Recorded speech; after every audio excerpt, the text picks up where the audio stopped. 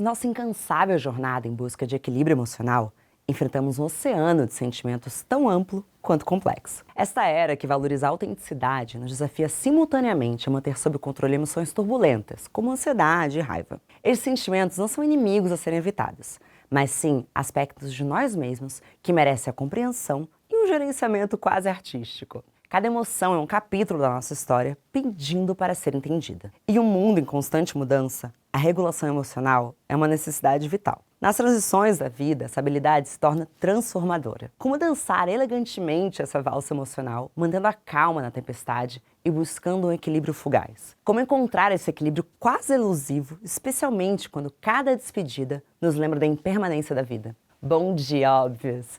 Eu sou Marcela Ceribelli, CEO e diretora criativa da Óbvios, e hoje converso com a psicóloga Ediane Ribeiro sobre como encontrar a calma em meio a tempestades emocionais. Bom dia, Óbvios, e bom dia, Ediane, bem-vinda de volta. Bom dia, Marcela, que delícia estar com você de novo. Que delícia. Deixa eu já avisar as ouvintes ou novas espectadoras que o primeiro episódio com a Ediane é um dos meus favoritos, é lindo, é sobre traumas, e Alice Braga, neste mesmo sofá, disse que foi um episódio muito importante para ela. Já fico nervosa que eu me lembro disso. Já começo a ficar nervosa. Eu falei, será que sou eu mesma, gente, que ela tá falando? Você ouviu espontaneamente? Acordei com essa notícia e aí fui assistir o episódio e vi. Ela é uma atriz que eu admiro muitíssimo, obviamente. Muitíssimo. Se a pessoa tem alguma sanidade, admira, não é? Justo. Então, fiquei bastante emocionada pela lembrança dela e porque foi uma conversa que eu adorei fazer. Eu te disse isso depois que a gente terminou, que foi uma conversa que eu gostei muito de fazer. Foi incrível. Eu acho que é um dos episódios de mais serviço que a gente tem, justamente pelo valor das coisas que você fala ali. Então, obrigada. Eu que agradeço. E mais uma vez, bem-vinda de volta. Eu vou ficar emocionada assim já no começo, gente. Eu vou borrar tudo aqui. Não para, eu tô de TPM e sou canceriana. Então, se uma chora, a outra chora. Eu vou ter que gritar no seu colo. Vai ser horrível. A gente vai se controlar. Não, a gente vai ter um papo gostoso. Uma vez falado sobre trauma, nossa segunda pauta é regulação emocional. O que é regulação emocional, Ediane? Regulação emocional é uma habilidade que nós desenvolvemos para identificar as nossas emoções, legendá-las e dar uma forma de manifestação para elas. Porque as emoções, elas são informações. Elas chegam para nos comunicar coisas que estamos vivendo fora de nós e dentro de nós e para nos preparar para viver essas coisas, para ação. Então, emoção é informação. E a regulação emocional é um caminho saudável de uso dessa emoção, dessa informação. Importantíssimo dizer, regulação emocional está distante, diametricalmente oposta a controle. Ótimo. Não é controle. Emoção não existe para ser controlada. Então deixa eu aproveitar essa claquete para te perguntar o que seriam emoções não legendadas? São aquelas emoções que a gente não consegue entender o que se passa no nosso universo interno. E aí vou voltar um degrau para a gente pensar que emoção é uma qualidade do corpo. Essa é uma característica muito importante e tem um divórcio que a gente precisa reconectar, uma relação aí que se divorciou ao longo da história, que é o divórcio corpo-mente. Então, na vida principalmente moderna, a gente começa a entender emoção como se fosse uma qualidade da mente, como se fosse uma qualidade da psique. Mas emoção, a matéria-prima da emoção, a matéria-prima do sentir é o corpo, são as sensações. É a experiência sensorial, aquilo que a gente absorve dos nossos sentidos. Então eu começo a sentir um nó na garganta, um frio na barriga, um aperto no peito. Essas sensações que são físicas, quando elas são desencadeadas por algo que pode ser externo, uma situação que eu estou vivendo, e pode ser interno, uma memória, um pensamento. Algumas delas vão ter uma característica muito específica, uma sinfonia corporal muito específica. Essa sinfonia corporal a gente chama de emoção.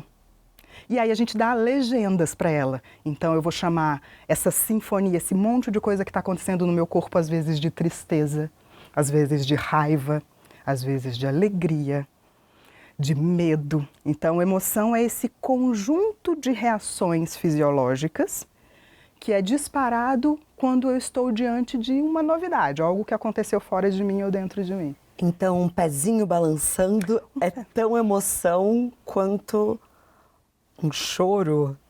Ou ambos são corpo? Ambos são reações da nossa fisiologia e que podem estar em conjunto dentro de uma emoção. E aí sim, o choro ele é uma expressão emocional. É uma expressão de uma carga que o nosso sistema nervoso recebeu e que quando ela chega no ápice, como a emoção é a qualidade do corpo e que depois a mente acompanha, né, a mente vem quase junto, ali milésimos de segundo junto, criando uma história, uma narrativa, dando significado para aquilo que eu estou vivendo no corpo, dando simbólico para a fisiologia. E aí essas duas coisas não têm hierarquia, não é o corpo em detrimento da mente, nem a mente em detrimento do corpo, Sim. São duas inteligências que vêm juntas e quando tem uma carga emocional acontecendo em nós, a descarga, se estamos falando de uma carga que também é física, a descarga também ela só acontece fisicamente. Aí eu mexo o pé às vezes para regular essa emoção, aí eu choro, aí eu tremo. É o meu corpo buscando formas de autorregulação emocional. Uau!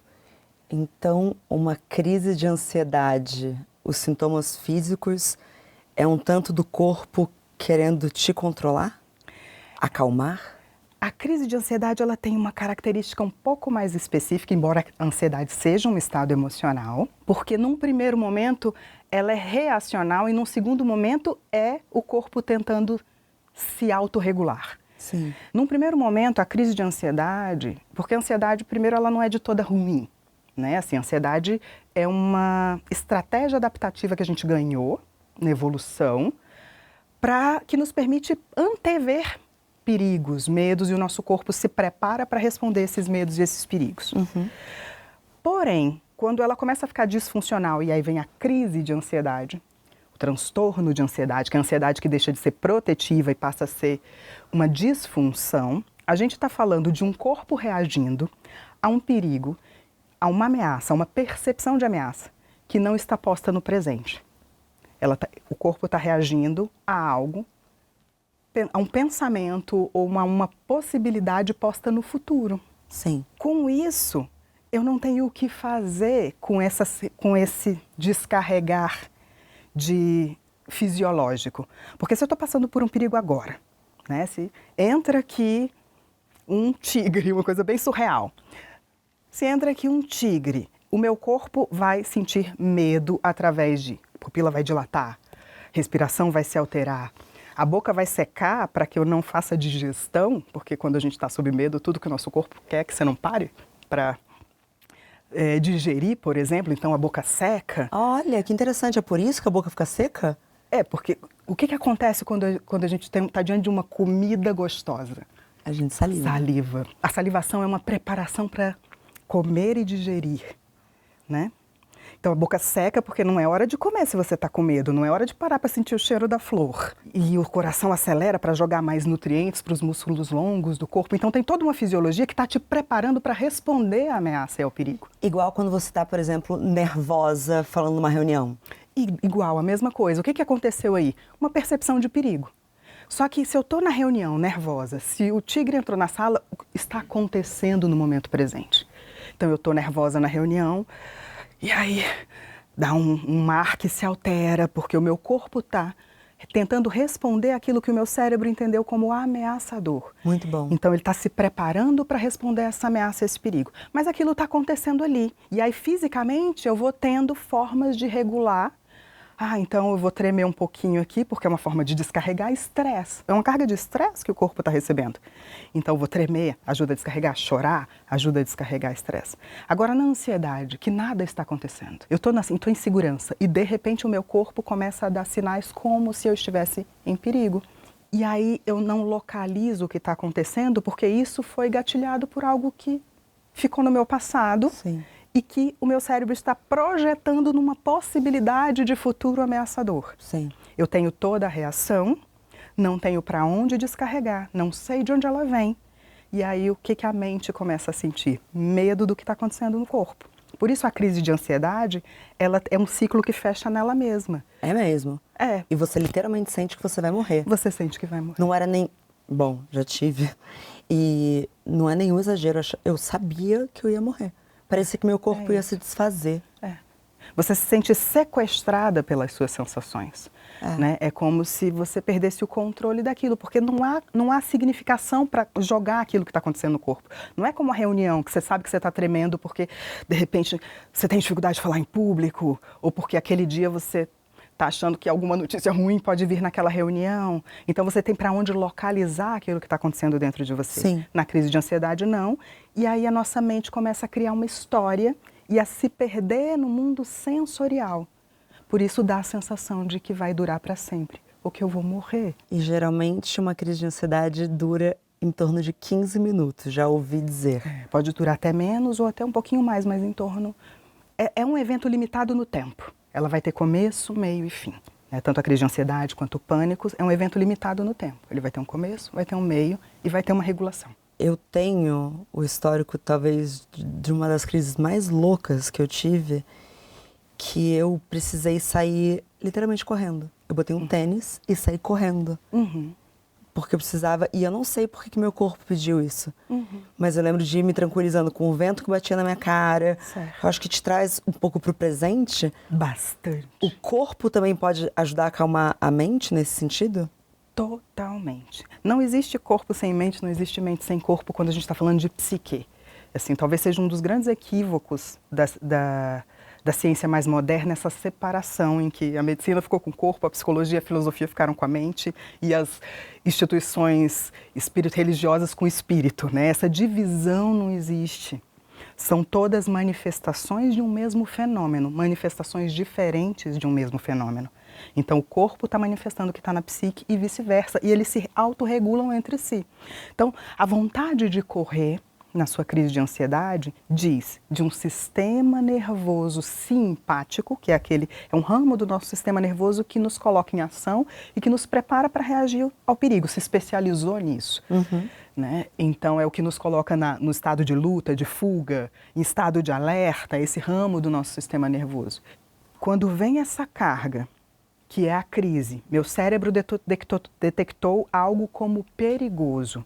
Não sei porquê, pode ter sido um cheiro, um gosto, uma palavra, algo se conectou a um registro anterior ameaçador, veio a crise. Seu sistema nervoso simpático recebe uma carga simpática, que às vezes não é nada simpática, às vezes é bem antipática, recebe uma carga simpática que vai te preparar para o movimento, porque é o ramo do nosso sistema nervoso que nos coloca em movimento.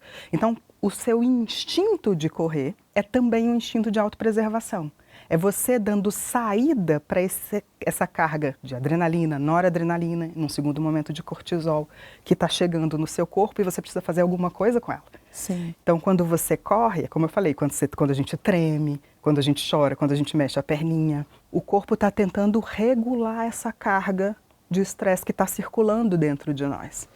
E aí, quando você corre, você vai liberando e entrando em regulação. Isso é regulação emocional também. Nossa, muito bom. Você falou um pouco sobre registro e memória. Experiências da infância vão ditar como cada um de nós regula as nossas emoções? Experiências da infância vão fazer o cenário para como a gente regula as nossas emoções na vida adulta. Na infância, a gente vai aprender ou não aprender a autorregulação emocional. Então, são nas primeiras experiências de vida que a gente aprende relacionamento. Porque a gente não nasce com a capacidade de autorregulação, porque o nosso cérebro ele nasce muito imaturo.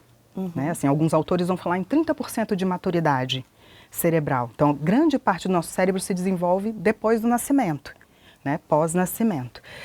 E aí, quando a gente nasce, essa parte do cérebro que ainda não se desenvolveu, que está envolvido o pensamento, a linguagem, a razão, que é dar um significado para aquela experiência corporal, sensorial, ela ainda não está desenvolvida. Por isso que a gente não nasce falando, andando como outros animais na natureza. Sim. Né?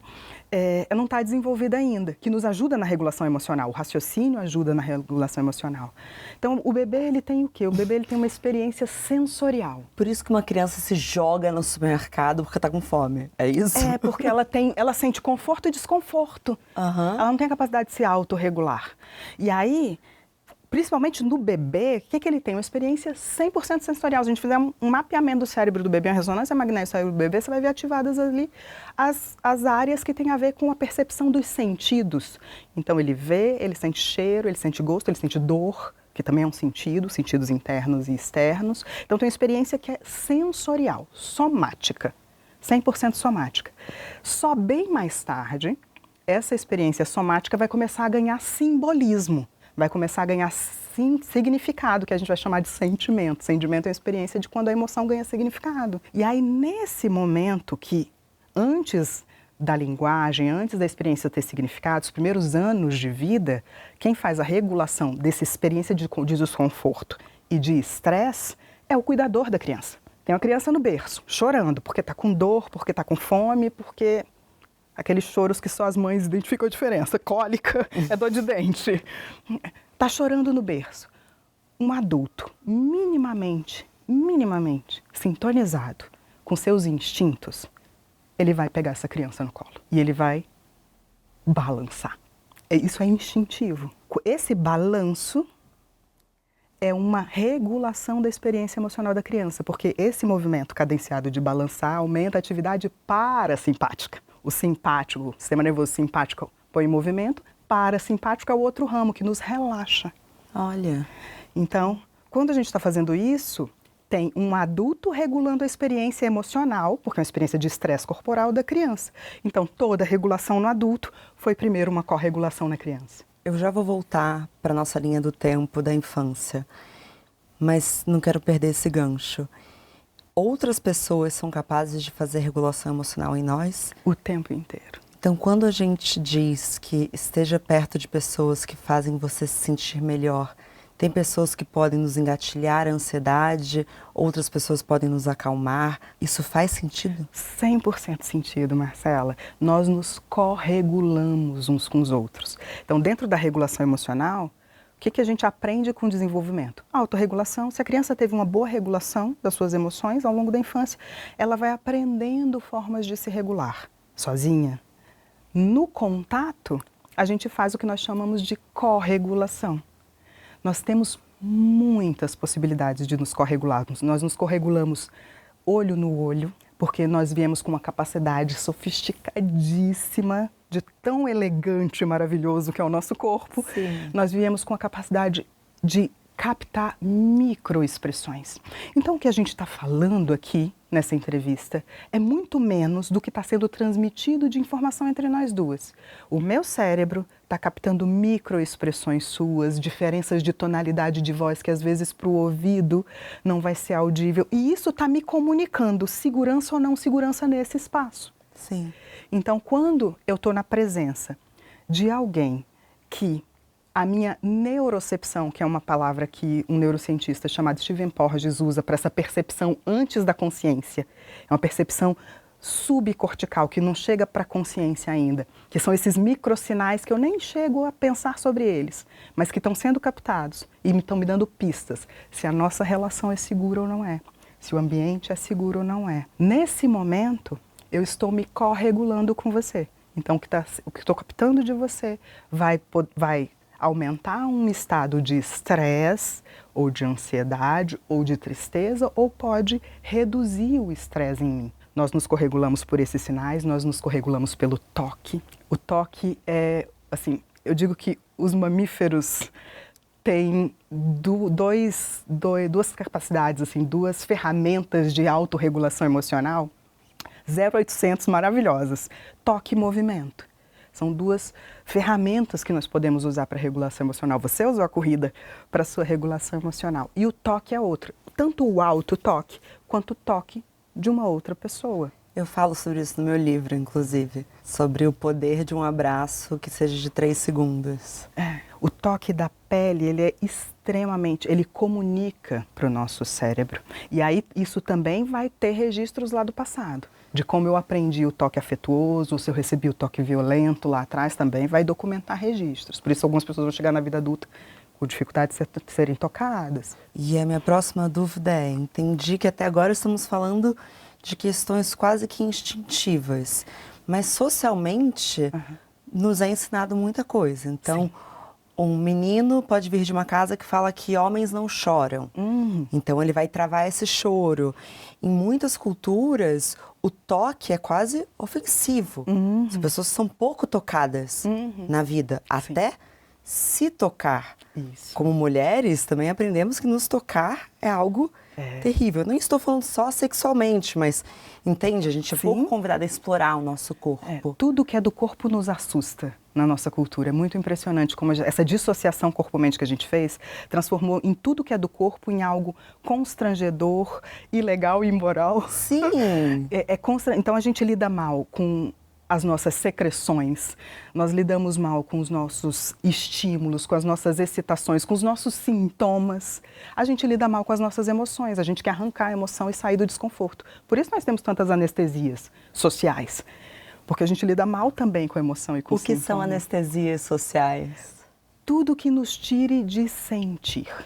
Então, se a gente for parar para ver, estamos em uma sociedade que nos oferece anestésicos sociais para nos afastar do sentir o tempo inteiro. Excesso de entretenimento, comida, trabalho, até excesso de autoconhecimento pode ser usado como um anestésico social. Como? Quando eu vou pro pensar. Sabe, eu dou um exemplo às vezes para os meus alunos, sabe aquelas pessoas que vão emendando um curso no outro? De autoconhecimento. Já fui essa pessoa também. Já fui. Dissociadinha, para não dar tempo de sentir, às vezes. Então, eu vou estudando, vou alimentando a mente, vou alimentando esse racional. Eu tive uma professora que gosto muito, Liana Neto, que ela dizia, é a supremacia da palavra em detrimento do corpo, que a gente chegou nessa era atual. E aí, como toda supremacia, as várias que vivemos, ela causa uma desorganização. Tudo isso que falamos é fisiológico, você falou, se aproxima mais do instinto, se aproxima da fisiologia. Perfeito. É mais fisiológico. Só que a fisiologia, ela vai receber a influência da experiência, das nossas experiências, e da cultura, e dos momentos históricos que vivemos. Então, quando eu falo para uma criança, engole o choro, criança não chora, engole o choro.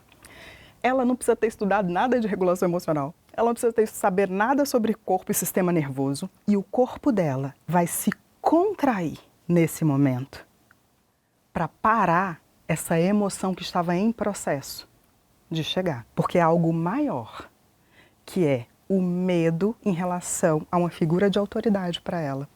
É mais ameaçador do que o corpo dela estava sentindo. Então ela bloqueia um processo físico. E aí a gente vai tendo, nesses bloqueios, uma série de adoecimentos, que aí é só a gente olhar para as estatísticas e ver qual que é o resultado de excluir o sentir da nossa vida. Além de engolir o choro, quais outras emoções você vê em experiência clínica que a gente está reprimindo como sociedade? Olha, eu vou te convidar a pensarmos quais as que não estamos. Ótimo. Porque se pensarmos que... Vou pegar só as emoções primárias, aquelas mais básicas. Medo, alegria, tristeza, raiva, nojo, aversão, né? Alguns autores vão trabalhar. Vamos pegar essas mais básicas.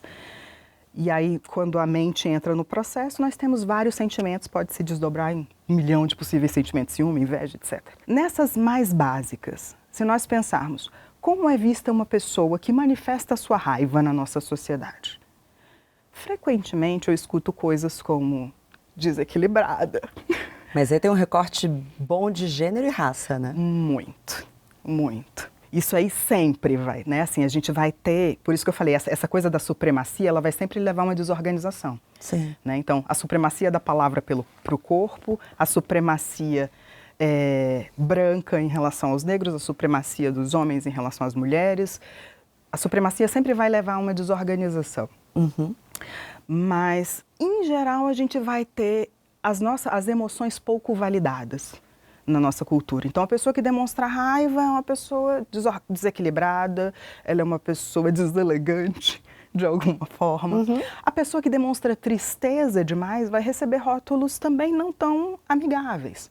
Então, essa pessoa vai ser vista como fraca, você precisa ter forte, é a coisa que a gente mais escuta, né? Você precisa ser forte. A pessoa acabou de perder alguém que ama.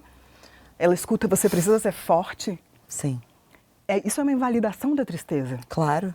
A pessoa, se for alegrinha demais, também não ajuda.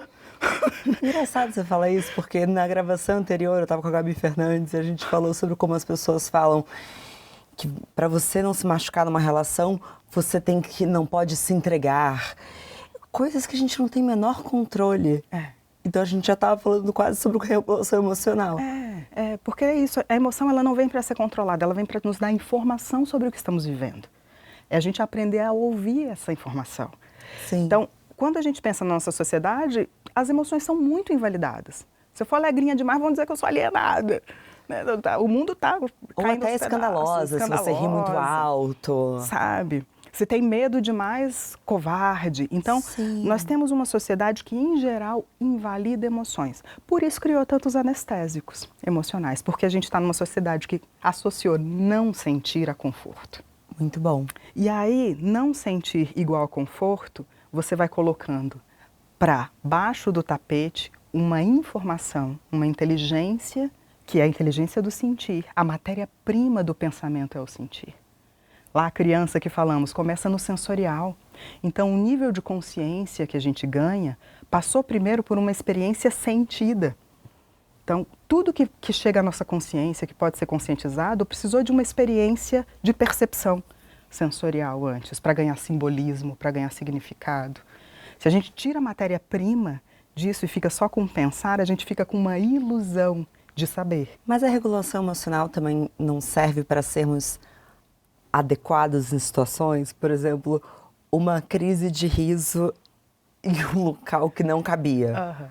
Você precisa regular, você precisa, não ri agora, se segura. Você vai, na verdade, encontrar formas de colocar para fora essa carga de estresse, porque o riso ele é igual ao choro, ele é uma descarga.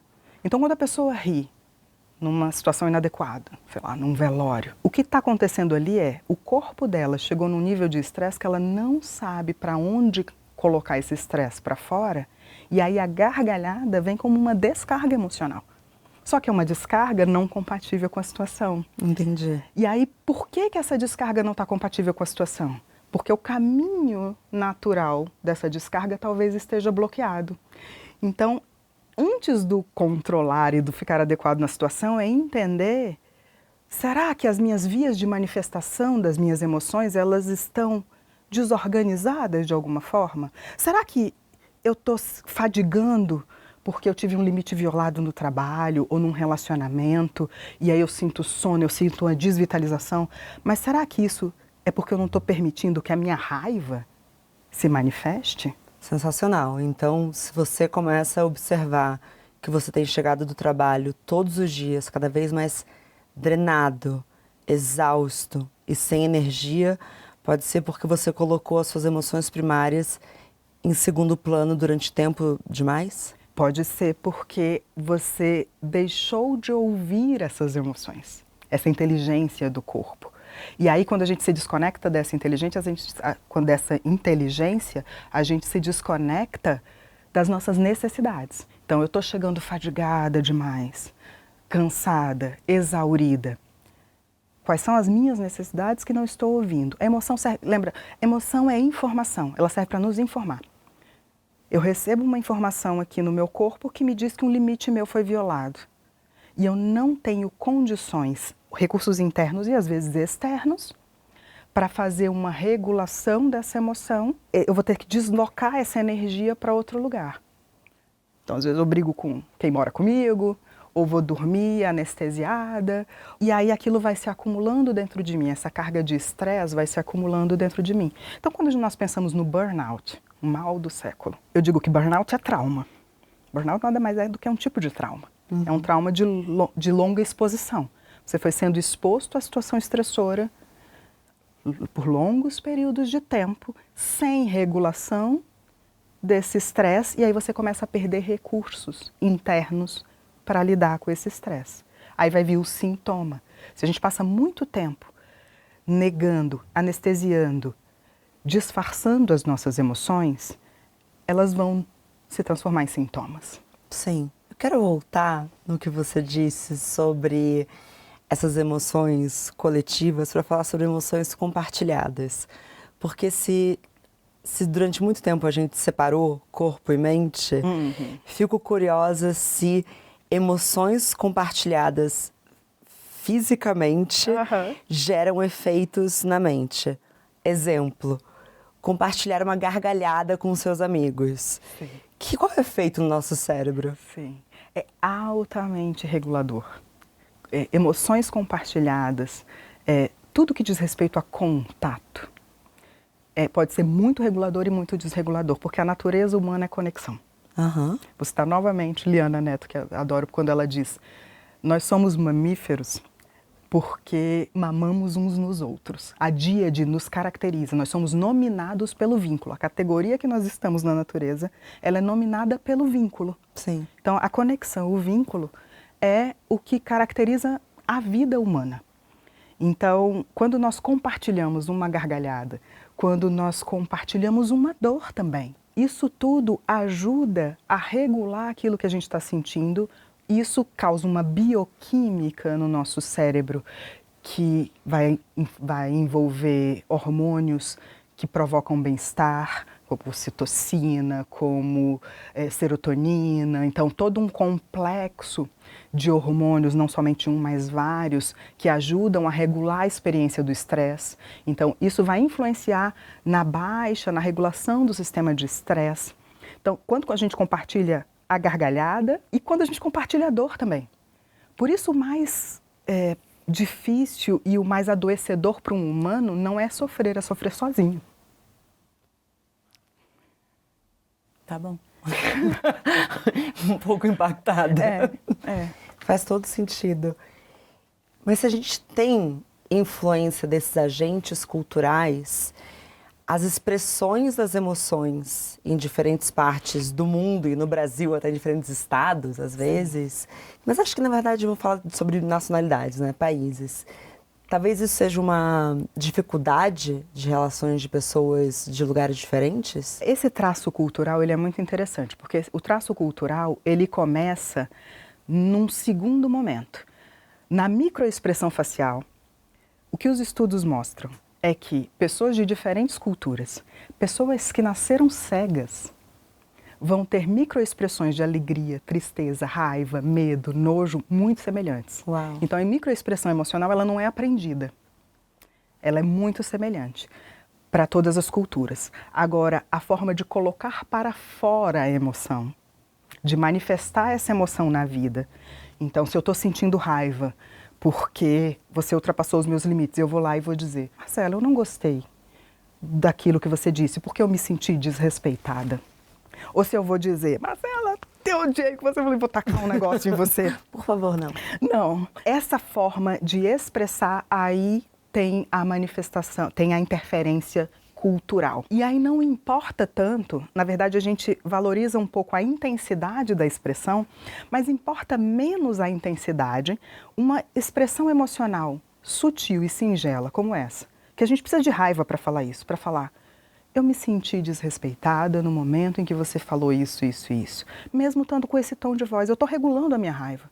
Não regulo a raiva só na porrada. Sim. Mesmo nessa expressão sutil, ou se eu preciso falar de uma forma mais intensa, dizendo, no momento em que você fez isso, eu me senti desrespeitada e a nossa relação importa porque eu amo você. Onde eu estou dizendo uma coisa intensa com um conteúdo extremamente afetuoso. Aliás, ótima maneira de discutir. Ensina as pessoas como é que se discute. Porque geralmente você fez eu me sentir assim, Exatamente. A culpa é sua. Aí a gente chega na diferença da cultura que você está falando. Então não importa tanto se a minha cultura ela é mais expressiva, mais italiana, mais sul-americana, que como eu, como uma boa latina, mexo muito as mãos, talvez atrapalhe um pouco a galera. Não, Deus me livre falar mexendo a mão. Ou se é uma cultura mais contida, oriental, não é sobre a intensidade da expressão, é o quanto a expressão está compatível com o que foi vivido. Então, se eu tenho uma pessoa mais contida, numa cultura de pouco toque, como os orientais, por exemplo, mas que ele sabe expressar o que sente, respeitar suas necessidades, respeitar seus limites, demonstrar afeto e fazer conexões, não tem problema essa expressão não vir esfuziante. Às vezes eu vou ter uma expressão muito esfuziante que ela está esvaziada de sentido. Sim. Então as diferenças culturais, elas não interferem tanto na regulação emocional, mas o quanto que aquela expressão é compatível com o que está acontecendo dentro de mim. E, Ediane, quando a gente fala sobre diferentes momentos de vida, então, no momento, por exemplo, de luto, seja de um familiar que você perde, ou até no momento de um fim de uma relação, os fins da vida. Momentos em que parece que a gente não vai conseguir fazer essa regulação emocional. Nosso corpo desaprendeu? O que está acontecendo? Está acontecendo algo que é de uma inteligência que a gente precisaria passar por essa educação emocional mesmo. Assim, eu sou uma grande defensora que tenha nas escolas educação emocional, desde muito cedo. Porque se eu tive uma perda, eu tive um luto de uma pessoa querida, eu terminei um relacionamento, eu tive uma frustração. Nesse momento, o que eu preciso não é ir para o mundo esvoaçante ou exteriorizando ou colocando limites como a raiva. Então eu vou comparar o que acontece nesses processos, mais de perda e enlutamento, com o que acontece quando a gente está com raiva. Eu citei a raiva para falar de limites. Sim. Então a raiva é uma emoção exteriorizante, ela nos enche de energia para dizer, não, daqui não ultrapasse, não vou ser mais desrespeitada aqui. Ela é uma emoção que tem essa função, cada emoção tem uma função diferente. A tristeza faz o inverso com a gente, ela é interiorizante. Percebe que são duas energias completamente diferentes, a da tristeza e da raiva, ela nos coloca para dentro. E o corpo sente exatamente dessa maneira, porque a raiva no seu maior extremo dá vontade de fato, você bater em algo. Ela pode sair distorcida em forma de violência, inclusive, que é uma distorção da raiva saudável. Absolutamente. Né? E a tristeza dá vontade de deitar nesse tapete. Porque qual é a função da tristeza? Fazer introspecção, para que eu possa processar as minhas perdas, elaborar os meus lutos, receber cuidado. A tristeza comunica à minha comunidade que eu preciso ser cuidada naquele momento. Ai, que lindo. Então, a tristeza é uma emoção que tem uma função de introspecção. Então, no momento em que eu me sinto triste porque eu tive uma perda, porque eu estou vivendo um luto, o que eu preciso é interiorizar. Por isso vai vir uma emoção que baixa a minha energia. Por isso, na cultura que levanta, vamos trabalhar, toma um remedinho e entra no carro e vai trabalhar, que você só tem 3 dias de atestado, isso é uma violência no processo do luto que a pessoa está vivendo, que ela está sentindo a emoção correta. A emoção correta para a perda, para o luto, é tristeza, é interiorização. Eu preciso de um tempo para o meu corpo e para a minha mente entender o que está acontecendo. Eu preciso receber cuidado, eu preciso receber afeto. Então a tristeza tem essa função, introspecção e comunicação para o meu bando, para o meu redor, de que eu preciso ser cuidada naquele momento. Então, nesse momento, não é para a emoção ser regulada. A regulação da emoção é eu viver a emoção, de toda a emoção. A regulação da emoção é sentir, nunca é anestesiar ou querer arrancar a emoção, é sentir a emoção. E aí ela vai dando espaço e aí eu vou conseguindo colocar palavras naquele sentimento, naquela experiência.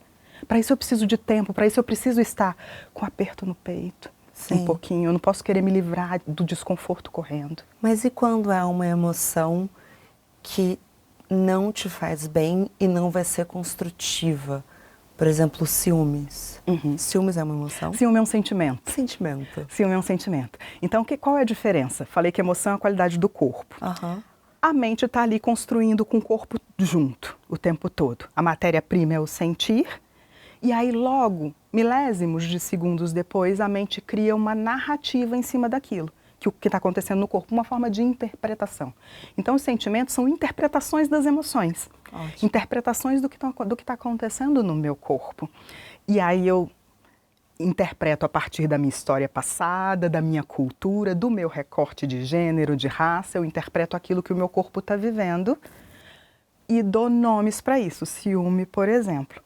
Então, o ciúme é uma emoção, é um desconforto físico que vai ter base lá na minha história, para mais ou para menos, mas vai ser um desconforto e que está conectada não necessariamente com controle, mas que está conectada com medo. Medo do abandono, medo da rejeição, medo, em última instância, o nosso medo primordial, que é o medo do desamparo. Então, quando eu sinto um ciúme, que ele desorganiza as minhas funções, ou seja, não é aquele ciúme assim de estava com ciúme de você ontem naquela festa, mas ficou tudo bem depois. Mas aquele ciúme que desorganiza, que eu começo a sofrer por isso e fazer o outro sofrer, que pode ser qualquer outro, pode ser na amizade, pode ser no trabalho, pode ser numa relação sexoafetiva. Esse ciúme é a desregulação desse medo.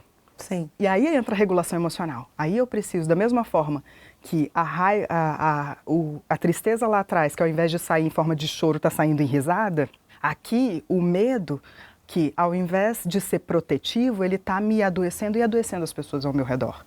E aí eu preciso de um cuidado, que pode ser um autocuidado e algumas pessoas vão precisar de ajuda nesse cuidado. E autoconsciência? Autoconsciência. Tudo começa com autoconsciência. Porque você assumir que você está com ciúmes, porque existem sentimentos nobres e muito pouco nobres.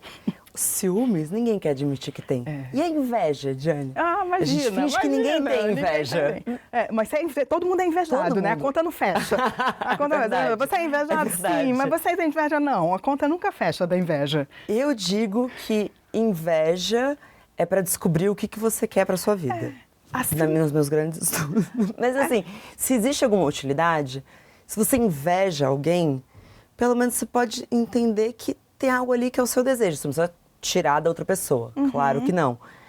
Mas se a outra pessoa te incomoda, talvez esse seja um desejo meu. Qual que é o outro sentimento que lembra um pouquinho a inveja, mas que ele é socialmente bem visto e positivo? Admiração? Exatamente. Admiração. É quase que só uma questão de semântica, porque os dois sentimentos estão muito proximozinhos. Só que um é aceito socialmente, o outro não, mas é quase que a mesma coisa. Então a inveja é uma admiração distorcida, sim. É uma admiração que em algum lugar ela ganhou outros elementos em nós e faz com que eu não consiga assumir a admiração para aquela pessoa, e aí a regulação do meu estresse pode vir do desejo que ela não tem, ao invés de me conectar com o que realmente está acontecendo, que é o meu desejo de alcançar algo parecido ou de ter a liberdade de autenticidade que aquela pessoa tem ou qualquer coisa que o valha. Eu trabalho com uma noção de emoção e sentimento, Marcela, com uma escola, eu venho de uma escola que é da neurociência, do Antônio Damasio, onde a gente não classifica emoção e sentimento como positivo ou negativo. Assim, emoção e sentimento é informação. Você pode ter uma experiência mais confortável, algumas emoções são mais confortáveis de serem sentidas, outras emoções são mais desconfortáveis de serem sentidas, mas elas não são por si positivas ou negativas. Elas chegam para te informar. Então a inveja informa, o ciúme informa, o medo informa, a compaixão informa muitíssimo. Mas e quando as informações que estão chegando até você parecem contraditórias? Por exemplo, você pode estar apaixonado por alguém, mas com medo de se envolver. Como que lida? Sim. E aí é muito importante a regulação, porque, veja, primeiro, nós somos seres contraditórios. Juro. Nós somos seres contraditórios. Alexandre Coimbra, um amigo querido psicólogo, ele costuma dizer, nós não somos assépticos e limpinhos, não é? O tempo todo, não somos. Nós temos contradições em nós. E aí, essa contradição que você apontou agora, estou apaixonada por essa pessoa. Então, no momento presente, eu estou sendo afetada por essa pessoa. Existe um afeto que foi desenvolvido. Mas existe uma parte em mim que já viveu afetos semelhantes no passado e que esse afeto gerou dor. Quando você fala, eu escuto isso. Uma parte em mim sente medo, porque os meus afetos do passado já me geraram dor. Então perceba, eu estou vivendo uma coisa no presente, mas o meu registro do passado está se presentificando de novo. Trauma? Estamos falando de trauma. E aí estamos falando de trauma. E aí essas emoções que parecem contraditórias, na verdade é como se fosse uma dança dentro de nós, entre partes que estão fragmentadas. E aí o trabalho é integração, para descobrir que essa experiência passada de afeto, que deixou dor, que deixou uma documentação em mim, de que afeto é perigoso, não se envolva e tudo isso, ela é uma experiência do passado que não necessariamente vai se repetir, mas que eu ganhei aprendizados com essa experiência para ler umas pistas ali, se será que não vai mesmo? Será que esse boy vale a pena? E eu tenho umas pistas para ler, mas eu também tenho pistas de que pode ser diferente. Pista diferente assusta, gente, porque o cérebro não tem onde alocar a diferença, né? Então, às vezes, o relacionamento saudável assusta quem tem histórico de relacionamento abusivo. Claro. Não é? Então, o processo é integrar e se permitir o convite de engajar em novas relações no presente de uma forma diferente.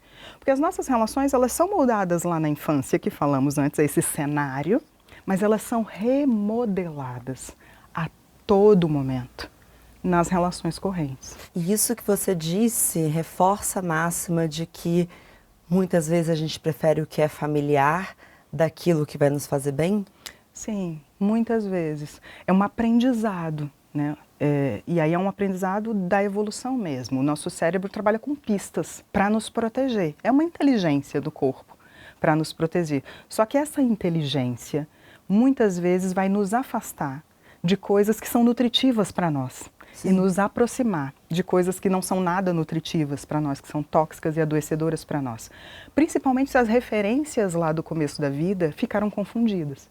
Então, se eu tive uma relação lá no início com os meus cuidadores, onde as vias de afeto e de dor já foram confundidas, onde eu aprendi que de quem eu deveria receber cuidado, afeto, atenção, eu de vez em quando recebia agressão, violência, violação de limites psicológicos, emocionais, físicos, eu estou aprendendo que isso também é relacionamento. Sim. Também é demonstração de que eu importo, eu também estou sendo vista. Eu vou aprendendo isso, é um aprendizado. Se você tinha afetos que eram instáveis, você pode aprender que o amor combina com estabilidade. Pode inclusive confundir paz com tédio, né? Porque eu estou acostumada, eu tenho um corpo e uma mente e um sistema emocional que aprendeu a viver em altos estados de ativação.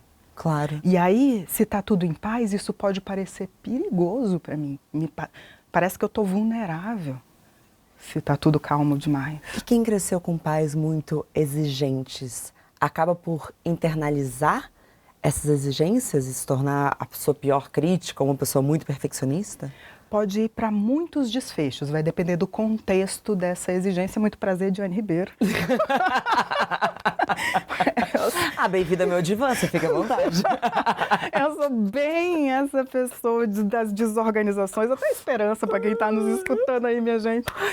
Porque eu sou bem essa pessoa que não tive apego seguro na infância, pais exigentes, relações organizadas, por isso que eu digo, dá para dar uma melhoradinha. Se você chegar encalacrada aos 40, 50, 30, 40, dá para melhorar pela magia e pela benéfica da neuroplasticidade. Nós podemos reformular e reaprender e desaprender o tempo todo. A exigência vai depender muito do contexto. Então, pais muito severos podem ter como desdobramento filhos que introjetam essa autocobrança, essa autocrítica. Então, o perfeccionismo exagerado, ele pode ser um desfecho comportamental de trauma, de pais muito exigentes.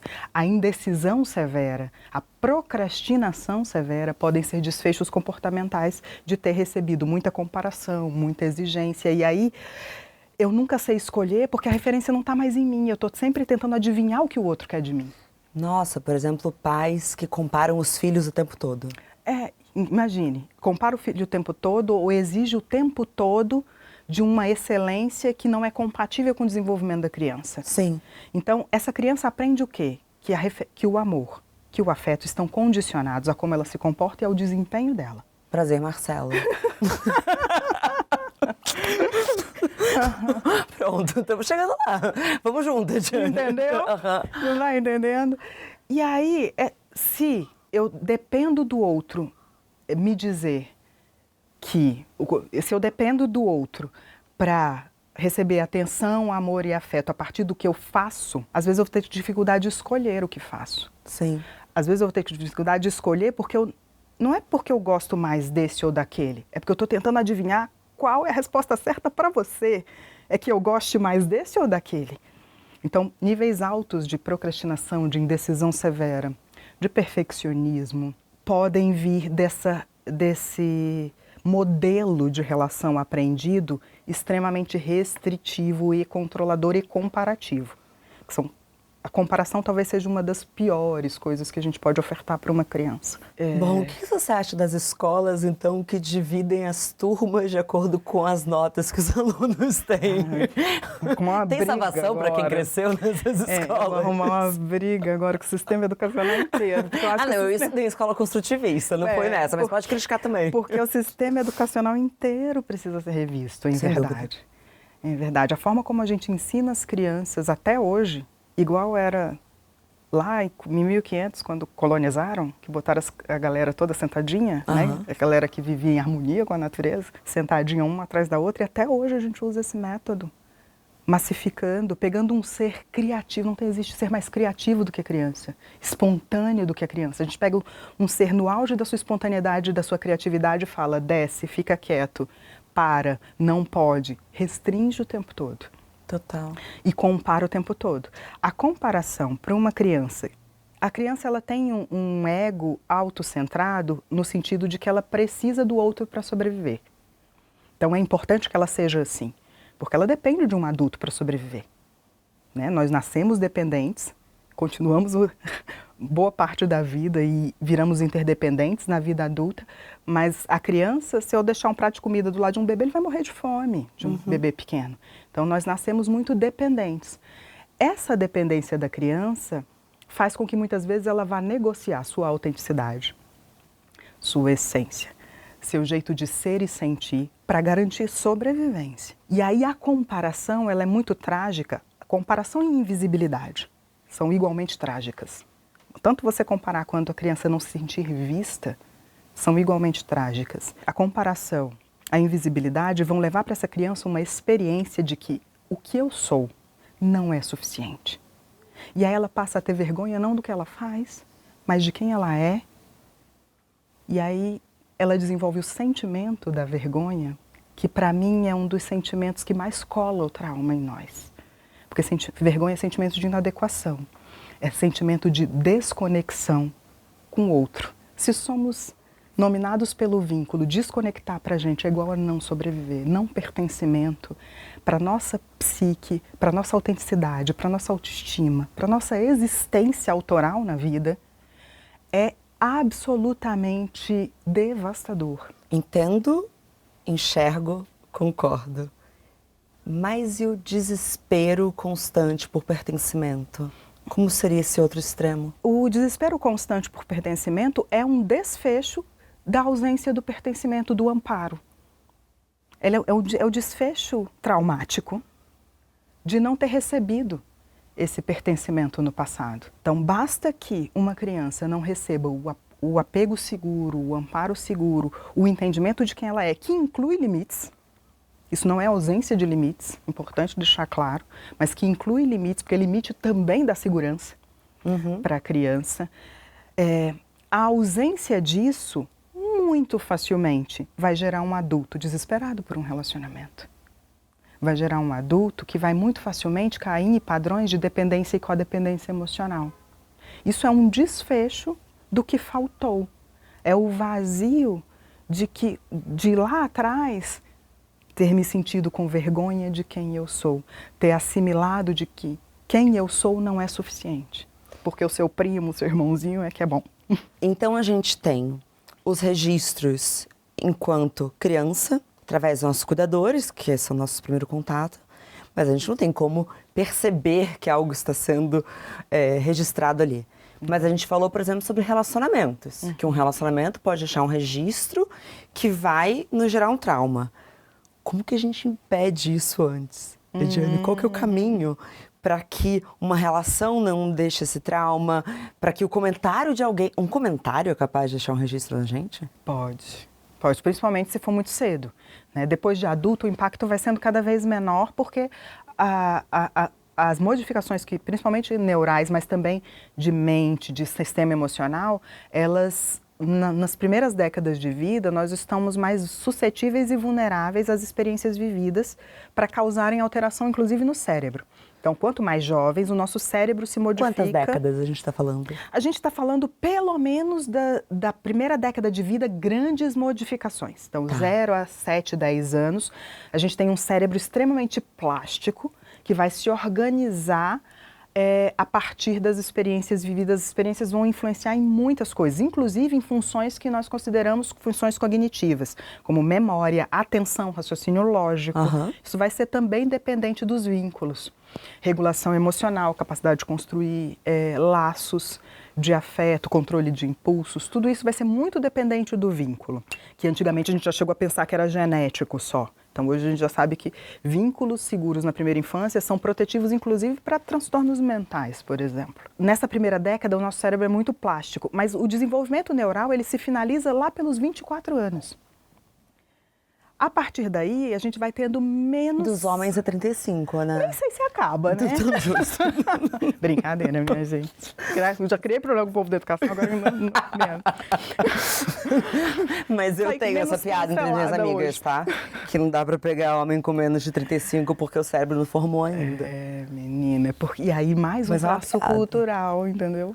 Mais um traço cultural, porque essa infantilização dos homens é um processo da cultura. Vamos falar sobre isso? A gente infantiliza os homens, né? E as meninas, a gente valoriza que elas amadureçam cedo, né? Premia quase, né? Você é muito madura para a sua idade. É quase um elogio. Claro que é um elogio. Aí você responde, obrigada, é trauma. Né? Porque você é muito madura para a sua idade, não deveria ser um elogio. Você deveria ter uma maturidade compatível com o seu desenvolvimento. Claro.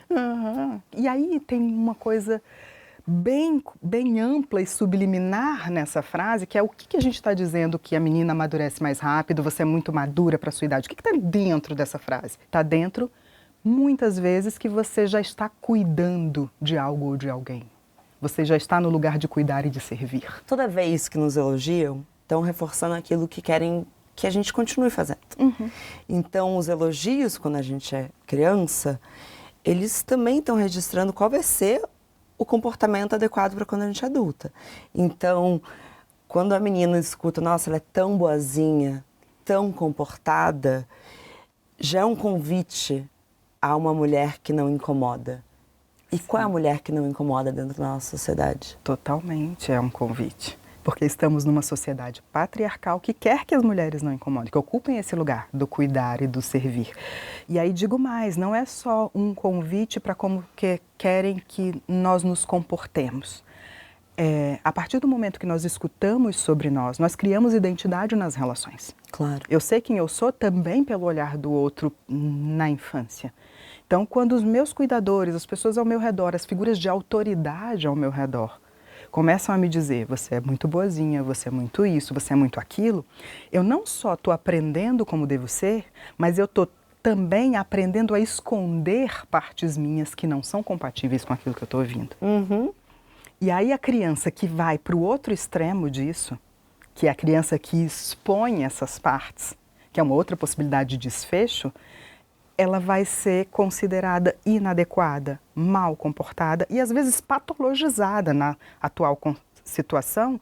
Muitas vezes a criança recebe um diagnóstico por um comportamento que ela só está sendo criança. Por exemplo, hiperatividade, que existe, o transtorno do déficit de atenção e hiperatividade existe, é um quadro clínico do neurodesenvolvimento, mas que ganhou tanta repercussão que não é incomum uma criança que só está sendo criança, que pula, que tem energia, criança tem energia, que pula, que brinca, receber um diagnóstico de TDAH e uma medicação para isso. E dá-lhe remédio. E dá-lhe remédio. Inclusive tem um filme que fala sobre isso. Eu vou lembrar, mas que é, claro, é ironizando isso, e é a mãe chegando no consultório falando, não aguento mais, pode dar algum remédio? Me dá qualquer prescrição. Educar dá trabalho. E aí, voltando às mulheres, que eu acabei desviando com os meus traços de TDAH, acabei desviando sua pergunta. Voltando às mulheres, quando nós escutamos, tem que ser boazinha, tem que se comportar de tal forma, tem que isso, tem que aquilo, isso vai criando uma máscara de identidade que é o como eu acho que devo ser. Como eu acho que devo ser para quê? Para não cair no nosso medo maior, que é o desamparo. E aí eu vou criando algo que não é a minha personalidade real, não é a minha autenticidade. Eu estou negociando a autenticidade para garantir conexão e vínculo. E aí eu tenho uma mulher que vai chegar à vida adulta muito provavelmente desvitalizada. Quando a gente faz o inverso, eu negocio o vínculo para garantir a autenticidade, eu tenho violência. Então, um comportamento saudável, ele é a autenticidade com conexão. Perfeito. E aí, imagina, a nossa cultura, quantas de nós, da sua geração, da minha geração, que eu acho que é uma antes, é a franja. Quantas de nós escutou como deveria se comportar, escutou sobre maturidade? O quanto disso nada mais é do que uma modelagem para um comportamento social onde o papel da mulher está bem definido. Você deve cuidar e servir. Por isso a codependência emocional, que é aquele lugar que eu assumo responsabilidades que não são minhas, cuidados que não são meus. Estou sempre sobrecarregada porque eu estou resolvendo os problemas de alguém com dificuldade de organização da própria vida. A codependência emocional é muito mais prevalente em mulheres do que em homens, sim, estatisticamente. E aí isso é um traço da cultura. Isso não tem a ver com a biologia. Ediane, eu vou finalizar esse episódio apenas porque daqui a pouco vão desligar as luzes do estúdio. Para quem quer saber mais sobre esse assunto, você pode citar novamente a autora que você disse e também, sei lá, onde as pessoas te encontram? Regulação emocional é um tema que me entusiasma muito, assim como trauma, como vocês podem ver. Eu passei aqui por alguns autores, alguns citados, outros não, só na fala, mas gosto muito de um autor que chama Antônio Damasio. Eu citei Liana Neto, que é uma grande especialista em trauma, pesquisadora do tema.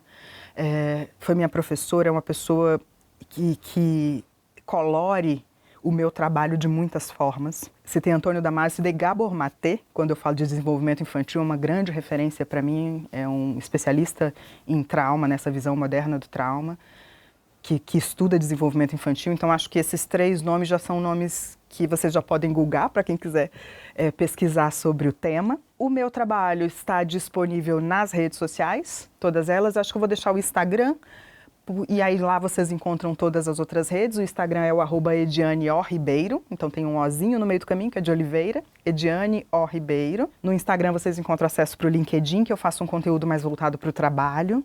Então todas as questões emocionais, saúde mental e trauma nas relações de trabalho. O livro está em fase de edição. Então, um livro sobre trauma, que vai ser publicado em breve pela Planeta de Livros. E quando eu tiver mais informações sobre data, quando eu puder divulgar o título definitivo, eu mando notícias para vocês. E vai voltar no programa, óbvio. Obrigada. Eu que agradeço. Me chame que vem, adoro conversar com você. Uma honra. Obrigada, querida. Obrigada. E aí, bora continuar essa conversa nos comentários? Não se esquece de se inscrever no canal, hein?